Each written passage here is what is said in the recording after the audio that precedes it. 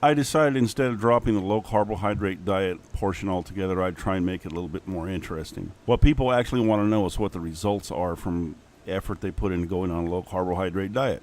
So let's go on one right now. Day 1. Better blood sugar control. If you're taking insulin, I need to reduce that in half.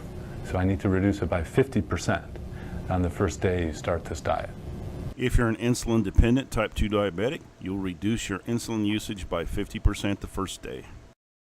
By day 3, extreme appetite crash. You won't want to eat nothing. You have to almost force yourself to eat something. You'll then change from using sugar to using fat as a energy source, and you'll no longer have heartburn. If you had heartburn before then, the days of heartburn are over. This is day 3. Adaptable. So if you're eating carbs, you'll burn them. If you're eating fat, you'll burn them. What this diet does is takes away the carbs out of the equation, so your body has to burn fat. It's forced to do that. It's very happy to do that. In fact, it starts looking around and saying, I have fat right here. So that's why you're not hungry. It's because you're burning your own body fat. Okay? So When you look at the induction phase of Atkins, which is the first, when someone first starts on the diet, for somebody who intends to lose weight, they might eat 1,400 calories per day. Right. But they burn a lot of fat. burning twice as many calories per day. For a heavy male might burn 2,800 calories a day. So the rest, the other half is coming from body fat. So when you look at what that person eats, what's on the plate, if the person's eating 1,400 calories and 600 or 800 calories of that comes from protein, that looks like it's a half protein diet.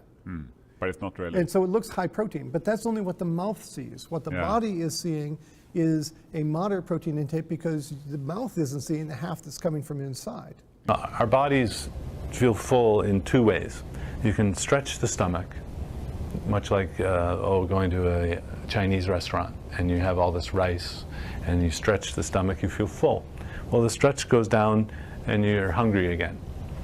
A more elegant way to turn off the hunger is by eating protein and fat. And when protein and fat hit the stomach, a chemical goes from the stomach to the brain that says, I'm getting full. Somewhere around day 4, it's not all roses now. Most people start feeling like shit, get a headache, tired, lay around all day.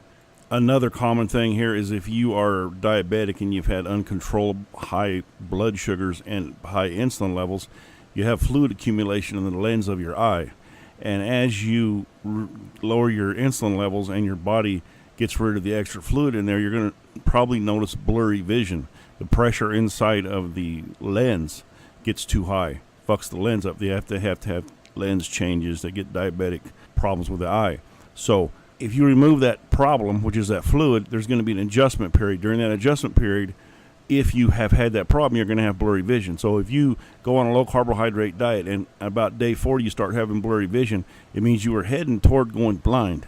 You also become real sensitive to caffeine and alcohol and painkillers. You get fucked up on a quarter of the alcohol you used to drink, a quarter of the caffeine you used to drink, and you'll start sleeping real heavily.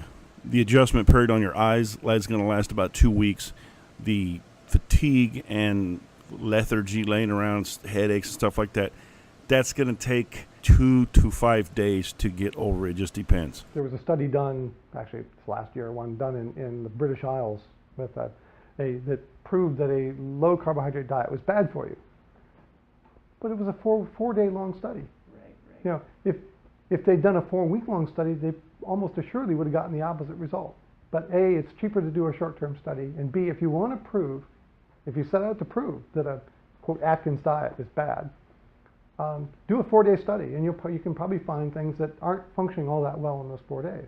Now, I would ask you, which is more dangerous, being at day 4 in the transition phase of a low carbohydrate, or getting through that transition phase and shedding that very dangerous central fat that us guys tend to collect and carry, and with it the side effects that we have of hypertension, high blood sugar, all those things that eventually potentially lead to diabetes.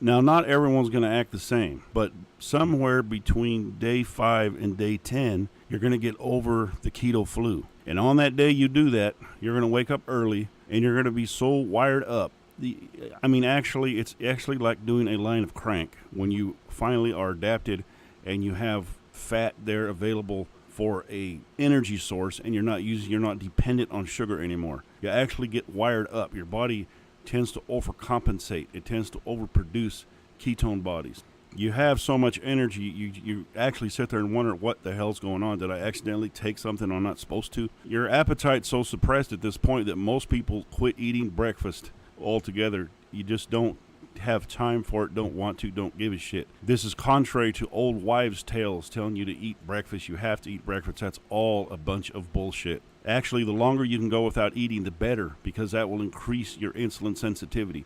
Even if you eventually drug it out to only eating once a week, that would be better for you yet. I'm sure people are aware of the studies that were done on mice where their lifespan was nearly doubled by putting them in starvation mode. This might be a way, and there's research being done on it, to actually starve you without starving you. It actually seems to be that it might be the oxidative stress of breaking down the sugar that's causing the cellular damage, where you don't have that with when you're breaking down ketone bodies.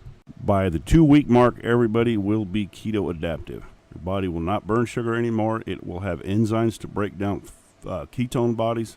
They've done experiments on people that were completely keto adaptive and actually shot them up with insulin, lowering their blood glucose to 20. And if anyone's diabetic or knows anything about blood glucose, at 20, most people would die. An average blood glucose is probably around 85. The reason that is because your body doesn't need it anymore. What it does need, your liver can manufacture. There's only a few parts of your body that actually need sugar. The rest of it run better off of ketone bodies. By this time, you've lost the most weight you probably ever have within a 2-week period. Now, what you can plan on is that you're going to continue losing weight and you're going to continue dropping your blood sugar levels, but you're going to gain some lean body mass back, because usually whenever you're on a high carbohydrate diet, you don't eat enough protein. When you get on a paleo or low carb diet, you're eating the amount of protein that you're supposed to, and you develop lean muscle mass over your entire body because you're depleted of it. So you're going to not lose weight as quickly because you're going to be gaining some muscle mass, which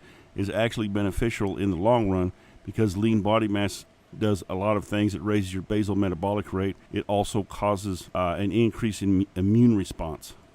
But my interest has been how the human body adapts. And if I've made one contribution over the last few decades of my research, it's demonstrating that the full adaptation, when one takes most of the carbs out of the diet, requires at least 2 weeks, and probably more like 4 to 6 weeks of staying continuously low carb without interruption for the body to fully undergo adaptation to what I call nutritional ketosis. But for most of the last 7 years, and particularly 6 years continuously, I have been on a very strict low carbohydrate diet. I get between 25 and 50 grams of carbs per day, about 5% of my energy. Okay. And so I've remained in nutritional ketosis continuously for that period. Yeah.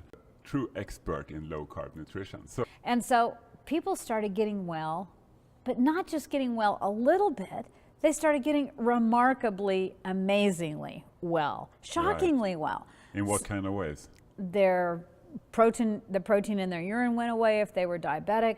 Their blood sugar numbers normalized to normal without any medicine. That's amazing. They needed to come off their blood pressure medicines. Everything was getting better.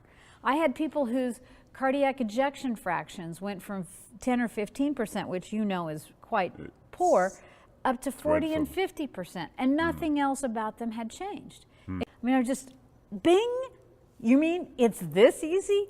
All I have to do is take out the sugars and starches. Their bodies won't make extra insulin. They won't store fat. They'll burn fat. Everything will be good. It's really that easy. Friends were referring friends. I was developing this practice of basically taking care of very sick diabetics. Many of them, in the 13 that I published about, all of them came completely off insulin and had normal hemoglobin A1Cs, not with medicine. Just by avoiding sugar and starch. Right. So most type 2s, unless they've had severe damage to their system, can often meet that outcome. Yes, some people come to me so sick that there's underlying damage that can't be reversed. Actually, I've been shocked the other way. I've had people that I thought could not possibly get better who got remarkably better. Tell people to eat protein, meat, with the fat that nature packages with it, and some leafy green vegetables, and you take away the sugars and starches, their appetite will take care of it. Right. That information alone is enough for 90% of people to do extremely well. So initially, one of the great things about carbohydrate restriction is that it's very safe. For example, the Bowden study, which was done in a hospital, the people that did low carb decreased their daily dietary intake by 1,000 calories. There's a common misconception that you have to exercise to lose weight, and that's not the case.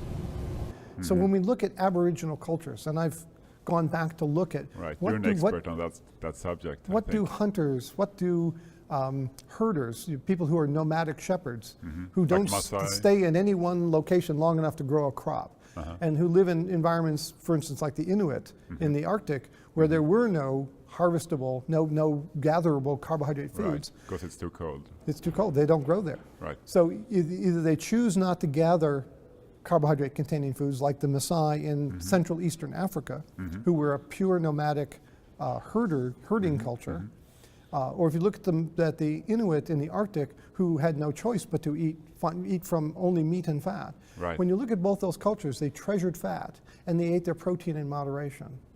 And that raises the question, is vitamin C required in higher amounts because we eat a lot of carbohydrate? We know that now that carbohydrates increase the body's level of oxidative stress. And maybe we need much more vitamin C when we're eating carbohydrates under the carbohydrate-induced level of oxidative stress.